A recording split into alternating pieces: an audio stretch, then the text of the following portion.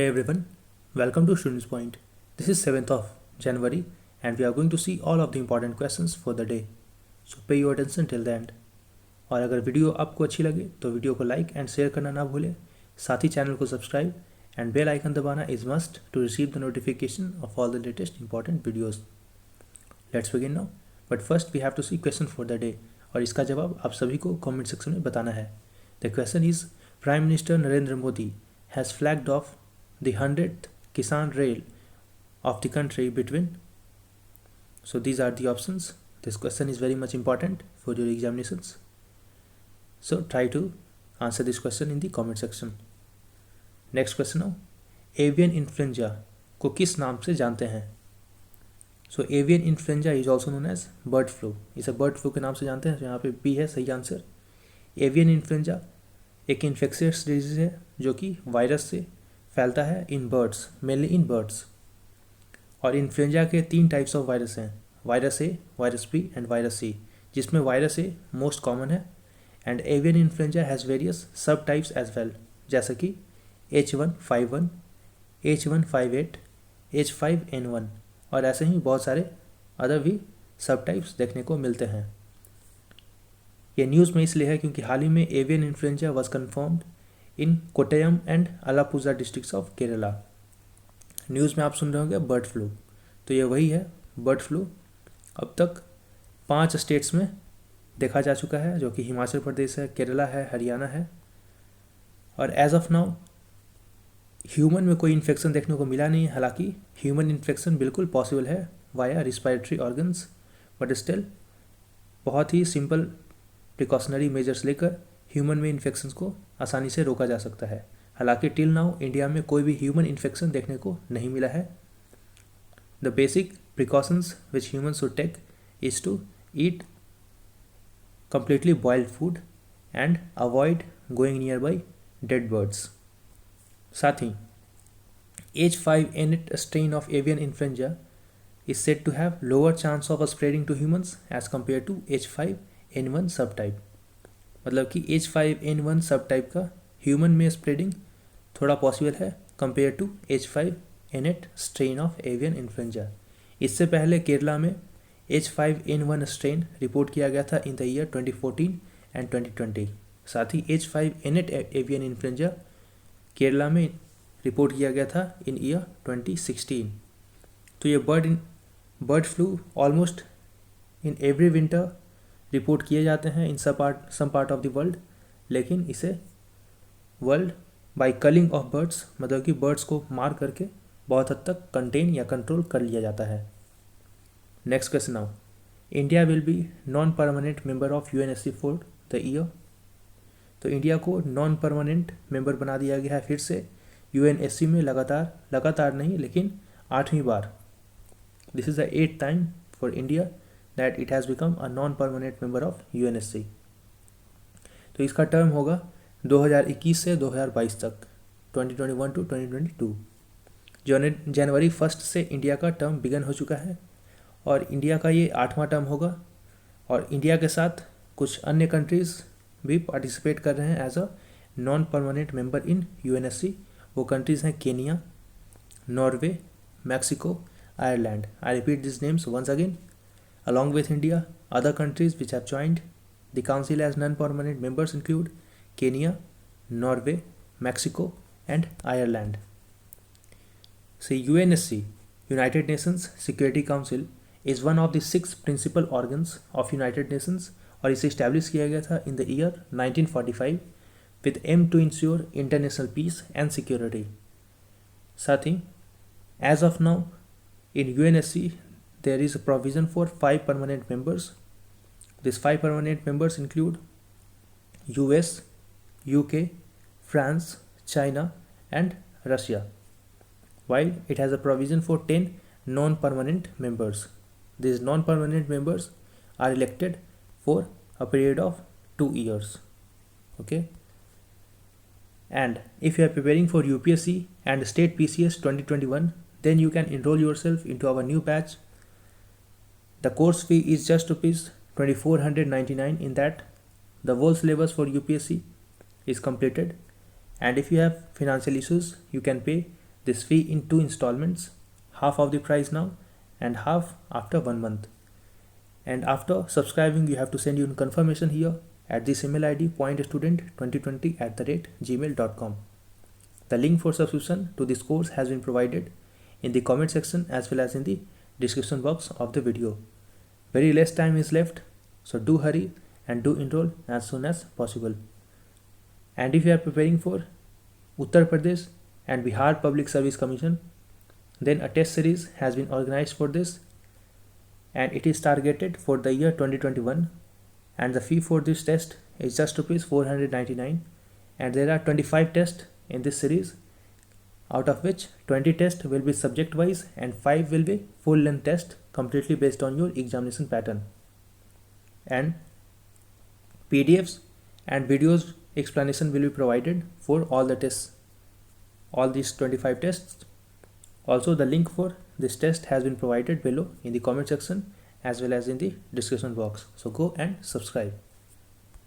Let's move ahead now. The third question. हाल ही में India has launched its 40th scientific expedition. कहाँ के लिए? तो India has launched its 40th scientific expedition to Antarctica. एक और बात, ये कोर्स जो है mainly for students who are in English medium, Hindi medium students के लिए नहीं है. हालांकि ये वीडियोज़ में I try to explain things in both English as well as in Hindi wherever required, so it will be easier for those who are in English medium but want to understand concepts in Hindi as well. इसलिए in videos I explain in both languages, so it will be easier for understanding. However, those who are completely in Hindi language, this course is not for those, because for Hindi language the terminologies also needs to be in Hindi, but our course is targeted only for English medium students. Okay, let's move ahead. So here this 40th expedition or scientific expedition has been started for Antarctica. So here A is the right answer.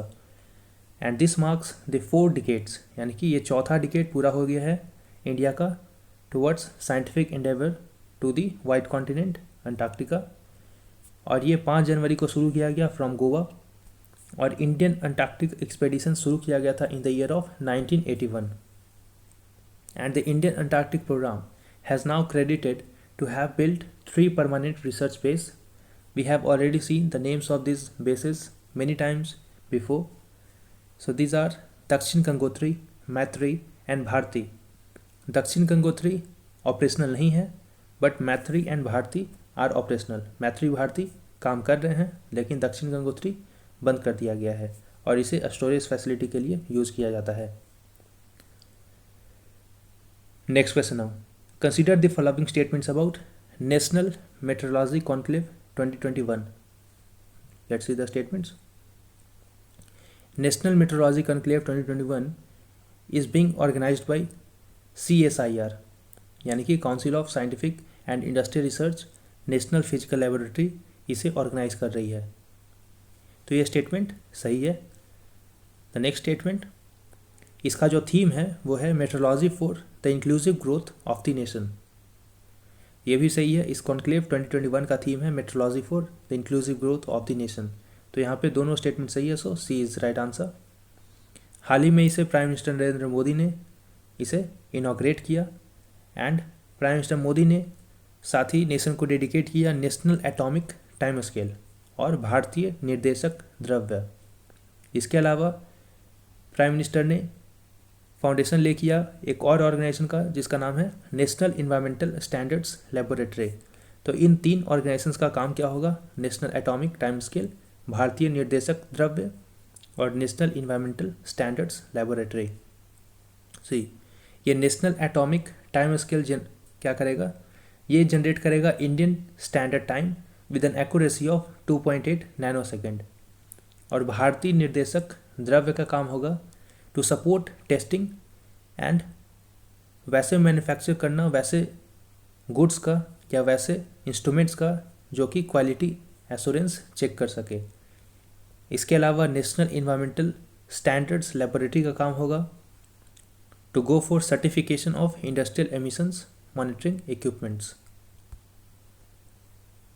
Next question, अगला question.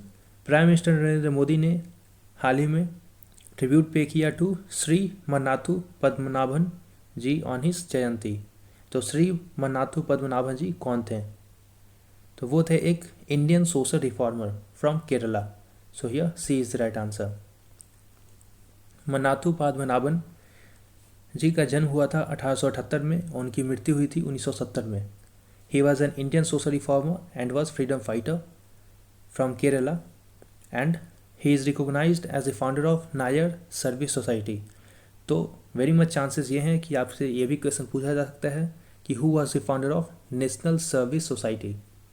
So the founder of national service society was Mannathu Padmanabhan ji. ये national service society जो है ये create किया गया था for the welfare of Nair community that is found primarily in Kerala. Next question now.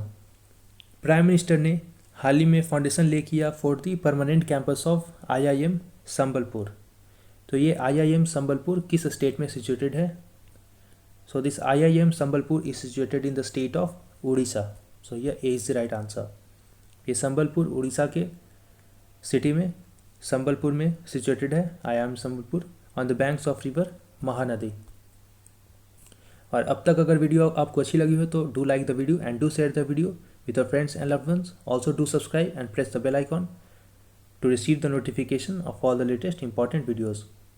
Also last day I have made a demo video for those who are going to appear in UPSC or PCS 2021. The demo video is like the class which we organize for those who have subscribed to the course for UPSC and State PCS course 2021. So go and watch that video. I will share that video link at end of the screen. Tap on that and you can watch that. Also I will share the link of that video of demo course here on the I button. Tap here and you can watch that video. Okay, now this question. Consider the following statements about Central Vista Redevelopment Project. Let's see. Central Vista Redevelopment Project aims to refurbish the power corridor of India, which includes a common central secretariat and a new parliament building. ये statement सही है। तो central vista redevelopment project में develop किया जाएगा एक common central secretariat. देखिए अभी एट प्रेजेंट में क्या है कि different ministries sit at different places. तो ऐसे में क्या होता है, एक मिनिस्ट्री से दूसरे मिनिस्ट्री को कॉन्टैक्ट करने के लिए एक जगह से दूसरा जगह जाना पड़ता है। ऐसे में जो एडमिनिस्ट्रेटिव फिनांसेस हैं या कॉस्ट है वो काफ़ी बढ़ जाता है।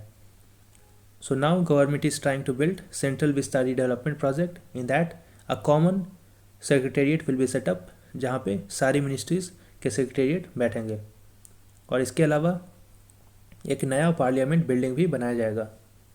और हाल ही में supreme court has given its approval to the central vista development project. So this is also correct. So here again both of this options are correct, so C is the right answer. And the judgment was given by 3-judge bench. Though judge was in favor of redevelopment project while one judge was in against. Since the decision is taken by majority, तो दो जज जब favour में थे तो decision was taken in favor of the redevelopment project. Next question. Consider the following statements about राष्ट्रीय कामधेनु आयोग। देखिए क्या है, राष्ट्रीय कामधेनु आयोग is a body that has been set up in the year of 2019 by the government for the welfare of cows. So this is correct. ये body को 2019 में बनाया गया था for the welfare of cows यानी कि गाय। और ये जो बॉडी है वो आती है under ministry of fisheries, animal husbandry and dairying. तो ये भी स्टेटमेंट सही है। So both options are correct. So again C is the right answer. The main aim of this body is to conserve and protect cows and to work for the development of cows. And why this body was in news?